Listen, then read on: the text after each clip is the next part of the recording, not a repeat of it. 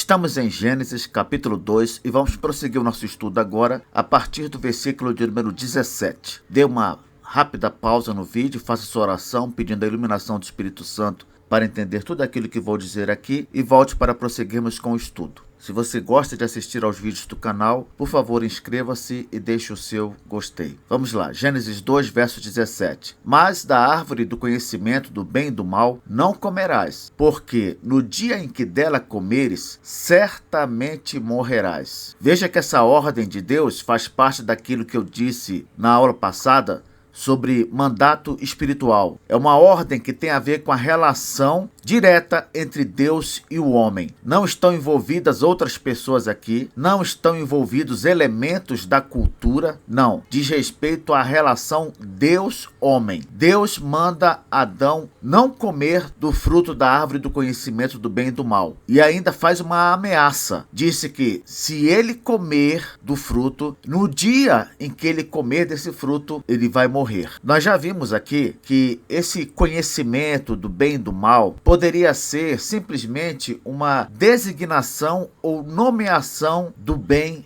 e do mal. Como assim, professor? Essa árvore, na verdade, daria ao homem a capacidade de definir o que é bem e o que é mal. Assim como Deus faz. Não é Deus que diz o que é certo e o que é errado? Então, o homem, ao comer desse fruto, ele também faria isso. Ele passaria a definir o que é certo e o que é errado, mas de acordo com uma natureza pecaminosa. Isto é, completamente diferente de Deus, que além de ter uma natureza perfeitamente santa, é um ser infalível. Além disso, o fruto dessa árvore do conhecimento do bem e do mal daria ao homem um conhecimento, digamos assim, experiencial do mal. Ele teria uma experiência pessoal do mal. Ele viveria o mal, praticaria o mal. Consequentemente, esse conhecimento traria ao homem o que também? Culpa, porque quando você tem a experiência do mal, da prática do mal, do conhecimento do mal, a culpa vem junto, porque praticar o mal é pecado. Observe que Deus diz ao homem, no dia em que dela comeres, dela é da árvore, certamente morrerás. Na verdade, o fruto em si, ele não poderia produzir nada no homem. Como assim? Deus poderia estabelecer qualquer lei, qualquer regra e dizer para o homem não transgredi-la. Por exemplo, você não pode subir na árvore, você não pode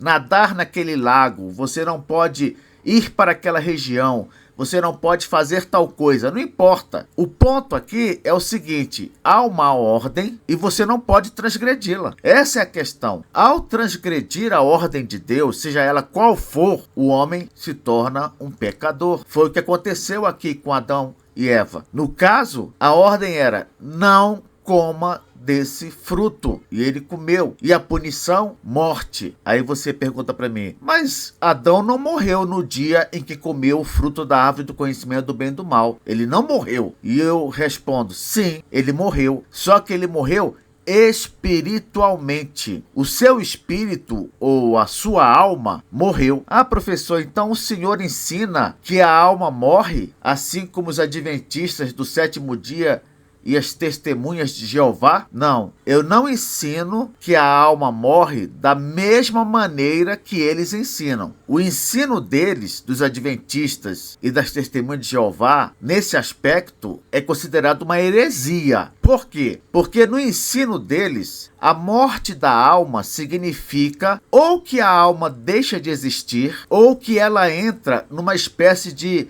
hibernação, como se estivesse dormindo, entende? Além disso, para os adventistas e as testemunhas de Jeová, essa não existência da alma ou hibernação, ela duraria até a ressurreição dos mortos. A Bíblia, porém, ela ensina sim a morte da alma ou do espírito, mas, e aqui é importante, essa morte não tem nada a ver com inexistência ou inconsciência. Vamos entender agora o significado de morte espiritual ou morte da alma na Bíblia. Qual o significado? O significado, ele é dado numa palavra-chave. Qual é essa palavra? Sepultamento. separação. É exatamente isso que morte significa na Bíblia. Separação. Então, na morte da alma ou morte do espírito, tanto faz, que é também chamada de morte espiritual, há uma separação entre a alma do crente e o Espírito de Deus. Há uma quebra de comunhão, percebe? Fisicamente,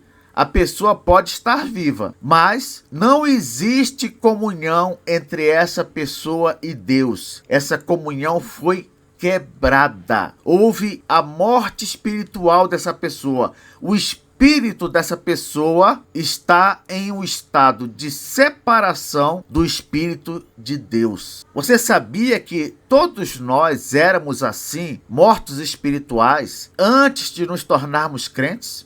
Sabia disso? Antes de a pessoa se tornar um crente, ela é uma pessoa com a alma morta. Olha o que diz Efésios capítulo 2, versículo 1 a 5. Ele vos deu vida, estando vós mortos nos vossos delitos e pecados. Isso é a Bíblia que está dizendo, não sou eu. Antes de uma pessoa aceitar Jesus como Salvador, ela se encontra em um estado de morte espiritual. A sua alma ou o seu espírito estão mortos. Versículo 2. Nos quais andastes outrora. Nos quais o quê? Nos delitos e pecados. Não era assim que nós vivíamos antes de nos tornarmos crentes? Pois bem, nós andávamos nos nossos delitos e pecados no passado, segundo o curso deste mundo, segundo o príncipe da potestade do ar, do espírito que agora atua nos filhos da desobediência. Veja que um morto espiritual, ele não é uma pessoa inerte. Ele não está em estado de hibernação.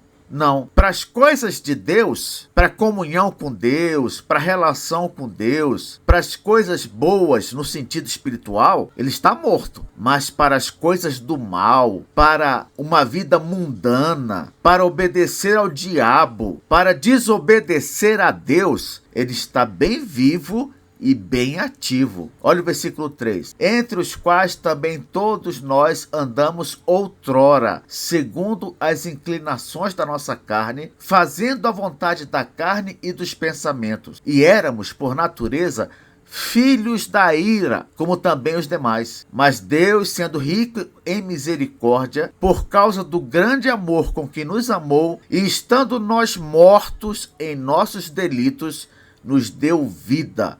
Juntamente com Cristo, pela graça sois salvos. Então, nós poderíamos concluir que um morto espiritual é aquele cujo espírito está morto, e o fato desse espírito estar morto não quer dizer que ele deixou de existir ou que ele entrou num estado de hibernação, que ele está dormindo. Não, um espírito morto é um espírito que não tem comunhão com Deus e que vive para satisfazer as vontades de uma natureza pecaminosa. Foi isso que aconteceu com Adão e Eva no dia em que eles comeram do fruto proibido. Eles morreram espiritualmente. Houve uma quebra da comunhão do espírito deles com o Espírito de Deus. E a partir de então, eles viveriam para satisfazer uma natureza pecaminosa. Veja que na chamada morte física também não há qualquer relação com inconsciência. A ideia de separação permanece. Como assim, professor? Na morte física,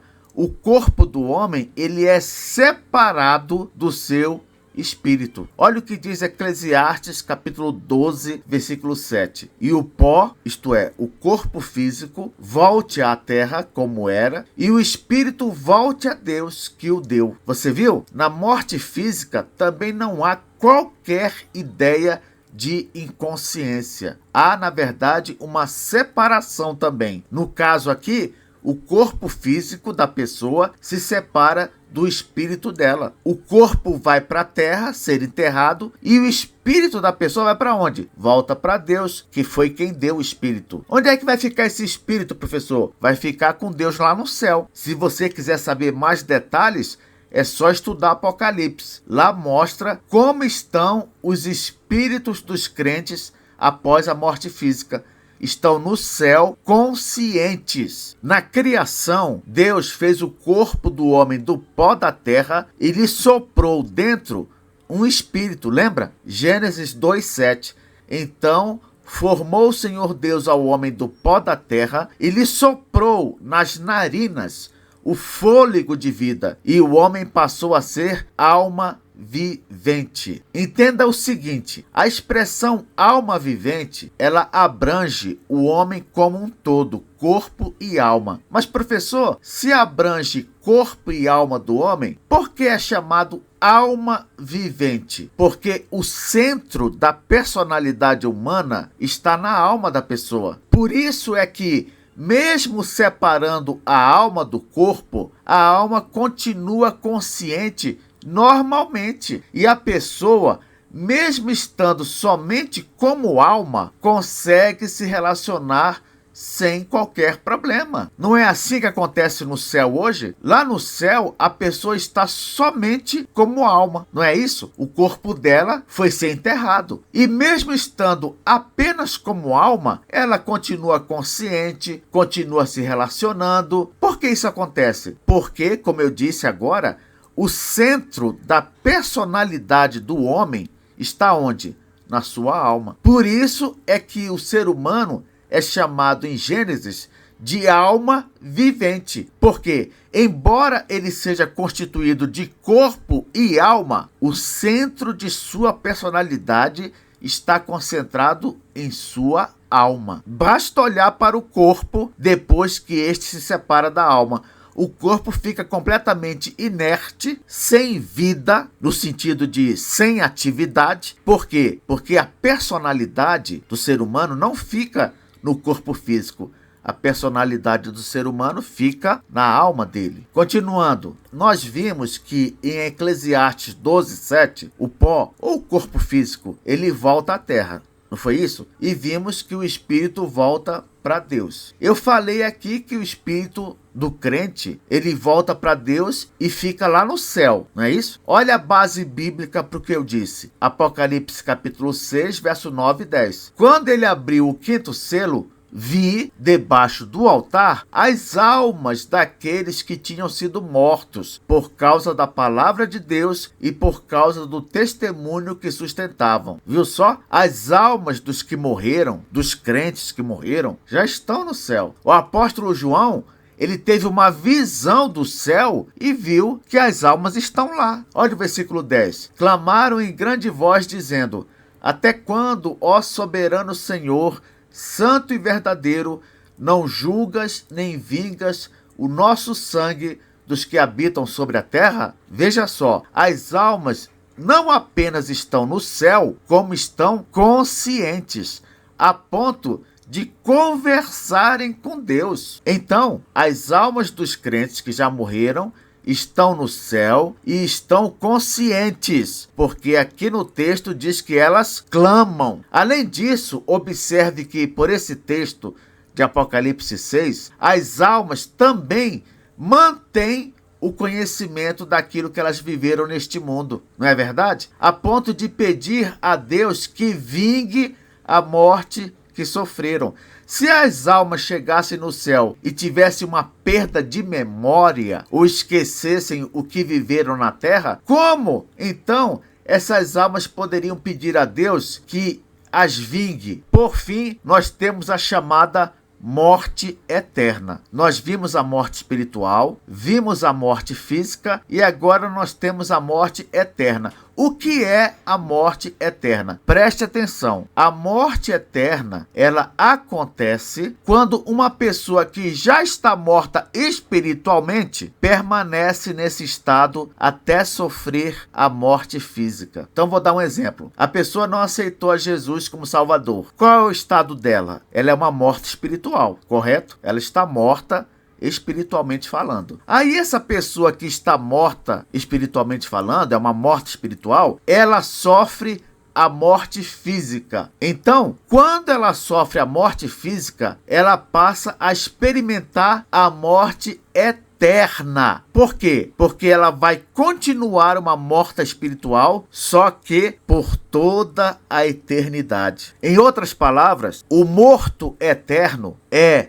um morto espiritual que morreu fisicamente sem se converter a Jesus. Olha que triste. É uma pessoa que viveu separada de Cristo durante a sua vida física, morreu fisicamente sem ter se convertido e agora viverá separado de Cristo para todo o sempre. Então, só vai experimentar a morte eterna aquela pessoa que hoje está morta espiritualmente e vai morrer sem aceitar Jesus como Salvador. Agora, se a pessoa for uma morta espiritual, mas aceitar a Cristo como Salvador, ela deixa de ser morta espiritual. Ela passa a ganhar vida. E aí, quando ela passar pela morte física, ela vai continuar viva, só que eternamente. Ela vai usufruir de vida eterna. Por isso que aqui em Efésios capítulo 2, nós vimos, Efésios 2:1,